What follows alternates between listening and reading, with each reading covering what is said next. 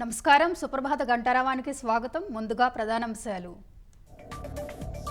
August 15 నాటికి P4కి ఓ రూపం తెస్తామన్న చంద్రబాబు. వచ్చే ఉగాదికి ఫలితాలు చూపిస్తామని ధీమా.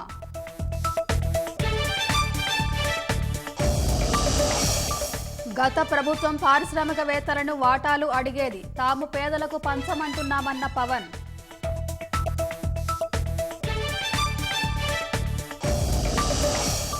అక్రమ మైనింగ్ కేసులో కాకాణికి నోటీసులు, ఇంట్లో లేకపోవడంతో గేట్లకే అంటించిన పోలీసులు.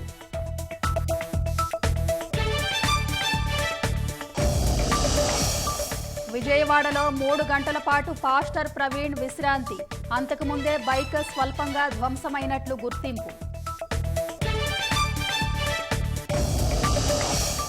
వడాఫోన్ ఐడియాలో వాటాను రెట్టింపు చేసుకోనున్న కేంద్రం, 37,000 కోట్ల విలువైన షేర్ల కొనుగోలుకు అంగీకారం.